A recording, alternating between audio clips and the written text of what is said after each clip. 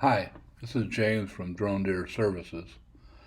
And in this mission, it's the second flight of the morning. Flew right at legal shooting hours. If it was hunting season, 30 minutes before sunrise. I flew down the road here, and I wanted to get east because I knew the sun was going to come up. It was going to be a sunny day, and I wanted to make sure my shutter on the drone Mavic 3T was not exposed directly to the sun. What it does is it shuts off quickly. It closes the shutter and you can't film in IR.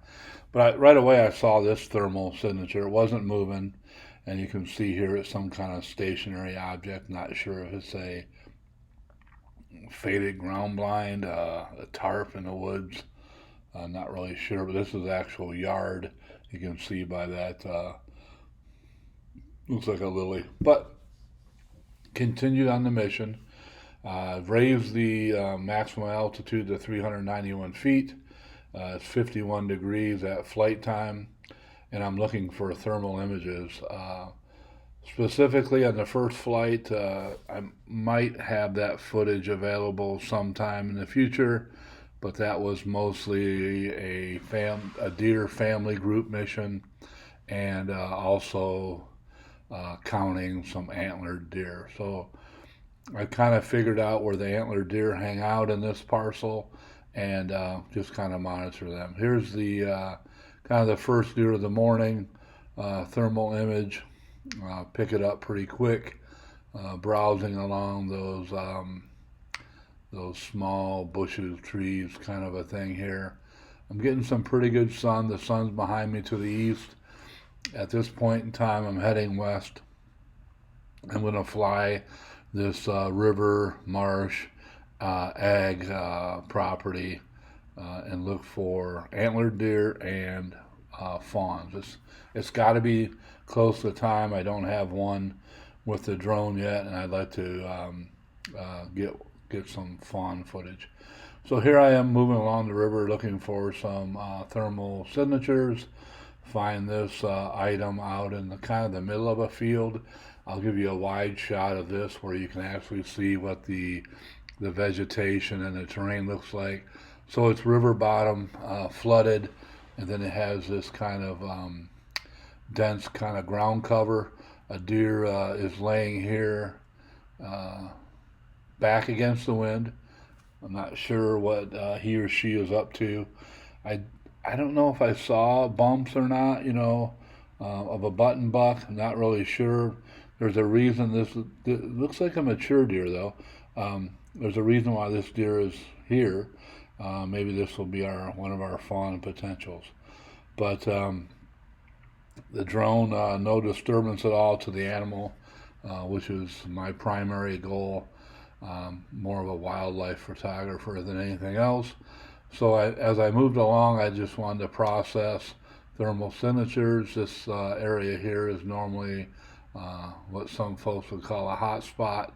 And then as I come down here and I process these kind of like the divided feeding areas, I run into deer. This particular group of 3. Below me here, I'll kind of give you a wide view. You can barely make them out there. And then as I zoom down, I was kind of finding out where they were orientation-wise. These animals are moving along, and 2 very distinct coat colors. One is the more reddish, one is the more light brown. Some interaction right there. But it's, deer on a feeding morning. The deer at the top of the frame does look like a male, a buck. Did have some antlers, and the animal on the lower part of the screen also has what appears to be antlers, but 2 distinctly different deer. And then the third deer, is kind of positioning myself, is moving over to this tree kind of arrangement, and had to wait until that moved kind of down the road to capture it. I'm not sure if it was a doe and her yearling, and they were both males or bucks. I'm not quite sure about that. This deer does not appear to have antlers, so my assumption would have been that this would have been the doe, and her offspring are both males, and they're behind her. The other thermal signatures in this shot. Nonetheless, I continue on, do my little processing. I want to make sure about this particular deer. It's kind of going over to this viney thing here, and I wanted to see, from behavior, if there were, fawns in the area or more antlered deer. Saw a lot of them on the first flight, and wanted to, move along and process these I call them individual feeding areas. Here we are at the kind of the edge of the river. Nice thermal signature. Looks like to be on that embankment berm. We've seen deer at this location before. This is a very large deer. I'm guessing doe. I'm guessing quite a ways along in her pregnancy, and we'll be looking for fawns from her. As we continue on, you can see the river. The river now is warmer than a lot of the surrounding area. The water is warmed up, and that's why it gives us a thermal signature as white. Process this little feeding area here. Move on to the next one. As I move on to the next one, we have an opportunity to process another thermal signature. My assumptions are it's a deer. We'll make a move here as it's walking into the kind of transition line. It will be difficult to find much longer. So I want to keep processing, keep moving forward, and keep the eye out for the deer. You can see there that some of these leaves are already absorbing sunlight and getting quite warm. Here I'm directly above that deer, kind of in a marshy area. Wanted to determine whether this was a buck or a doe, and whether or not, if it was a doe, whether there was a fawn in the area. Didn't see any activity to represent that there was a fawn in the area, but directly above the deer, and not disturbing the animal at all. Continuing the processing of these animals, this deer continues to feed. I didn't see any different type of behavior. There may be some buttons there, not 100% sure. A couple things to keep in mind: this deer is by herself or himself, and that could be an indication of something. But we're going to learn that maybe it's not an indication of something, and maybe what I've known about whitetail for a while wasn't completely correct. Another deer, another kind of area below trees, very thick. We can't see through there thermally, nor with the zoom camera. I've said it before, I could lower down, get 50 feet off the deck, and then maybe see this deer from that angle, but no need to do that. There's plenty of deer to see here. Here we have two more deer that popped up in the thermal signature. They're kind of just moseying along there. Looks like they're feeding. One of these deer is very large. I'm assuming very far along in her pregnancy, and hopefully that means a fawn soon. So as they move through here, you can see this animal, and then there's kind of what I believe to be the more mature doe. This might be two does, but that's a big bodied deer there, and a very large abdomen, very large. That one that's moving up to the top of the screen. and then into the thicker cover. Continued on, you can see the 2 deer there. One's in the thicker cover, one's not. See 3 deer up ahead. It looks like 3 deer, 3 thermal images. And as we do, we just move up and process. This particular grouping, we're moving along eating. I caught the deer. There's some folks that say they sleep at night, then they get up and they have a big feed in the morning, and then they kind of graze during the day, and then they have a big feed right before nightfall. And that's probably when and if they're not disturbed by anything.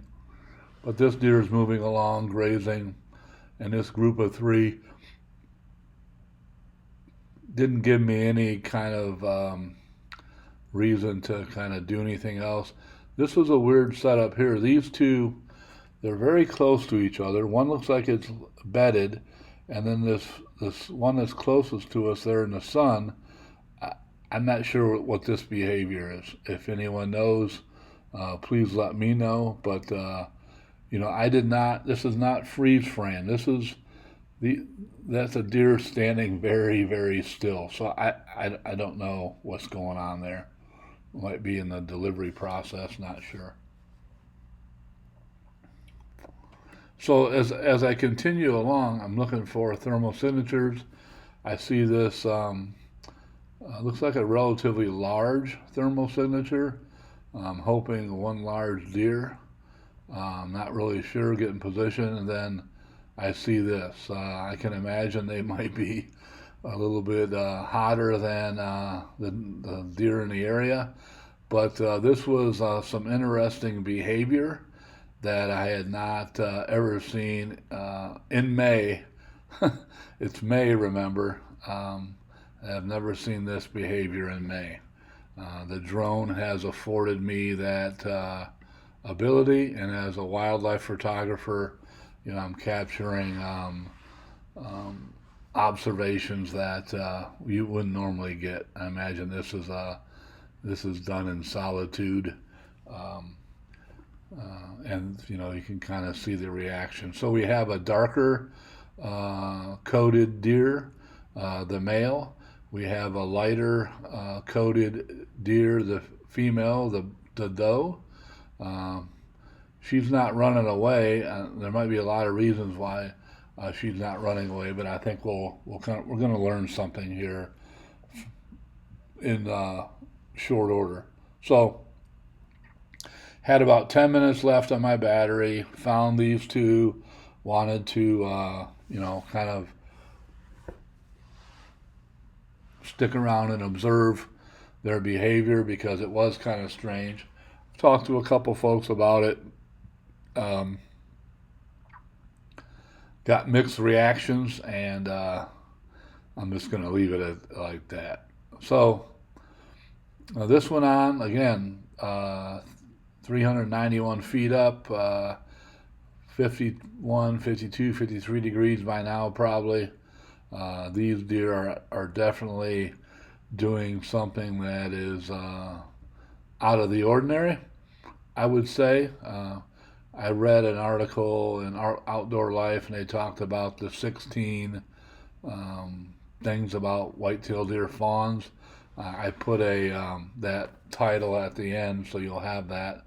But it's kind of what Outdoor Life said about these whitetail deer and fawns, and what actually was observed today are quite a bit different. There could be something going on with this deer's, the doe's health that makes her attractive to the male, the buck. I don't know, but you can see here the doe is kind of looking, maybe doesn't look like she's feeding real hard. She's moving down in the frame, and like I said, it does not look like she's feeding very hard. But as I observed her, now the buck comes down, back behind her, right behind her again. And as I observed the two, it was kind of, something I wanted to kind of stick with. I didn't know what was going on. And now I'm looking for fawns, and didn't see any. I didn't know if I was going to see them thermally or I would have to use the zoom. This kind of gives you a layout of where I was. It's kind of a point in a river bottom. There's kind of the ag field location there. So we're not very far from the ag, not very far from the river.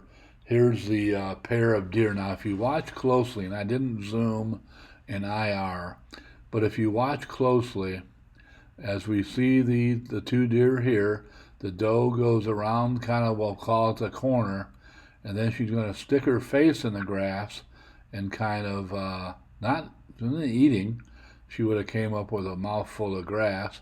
It looks like she might be licking something. Now, I will say there are salt licks or mineral licks in this area. I didn't see one there, but it looks like she's definitely licking something. Now the buck is kind of positioning himself and looking to the north. If you see this, the buck is kind of looking to the north. And remember that other deer is up there. So maybe he just, sensed that the other deer was up there. Not really sure, but it looked like he might have been posturing and looking at what might be up there. I wanted to run up there real quick in case it was the fawn. The Outdoor Life article said, the doe stays 100 yards away for the first couple of days, and I didn't know if this was the case. But as you can see here, this is a mature deer, and definitely not a fawn. So I want to get back to the couple again. I'm going to look at IR. Now you're going to eventually see 3 white dots, and as I get in kind of position here, these deer are still moving. I'm going to go to zoom mode here, and you can see right there the first sighting of the fawn right there. The fawn's moving behind what I believe the fawn's brother, under the brother, back behind what I believe to be the fawn's mother, the doe. And looks like the buck might be licking the fawn, and then the buck will go on to lick the doe again. That seems to be a favorite pastime for that buck. But you'll see here as the doe moves off, we have the buck activity again at the back door, and our little fawn's moving along right here, which is pretty cool. Big old long legs. Again, in the Outdoor Life article, they say they can walk within 3 hours, and they can run fast enough within 3 days to outrun any predator. I'm not sure about that. Wolves, I don't know about wolves, and coyotes are pretty darn fast. And we have the cougar population is growing in the upper Midwest, so we'll see what happens there. I ran out of battery, so the drone is taking itself back to the launch pad. Some people might say to me, hey, it's a rookie mistake. Okay, I got it. Kind of running out of time anyway. You can see the shadows from the trees, so the sun is up pretty good. It's going to be a pretty bright day. I'm going to put the drone down on the landing pad, launch pad, and I will fly tomorrow. Just to let you know, I'll update and look for more fawns. It looks like there's a lot of doe that are ready to deliver out there. It was relatively hot today. Got up to almost 80, so I don't know what that does for, fawn delivery and doe's, need to deliver. But it's going to cool down overnight, and I'll fly in the morning. But the Boomer Outdoorsman, Drone Deer Services, if you want to like and subscribe, it'd be great. Please leave comments. We need constructive criticism. We're here to help. Everything that I learn here, I'm trying to share, and we'll do our best to get back to you. And hope you have a good day, and over and out.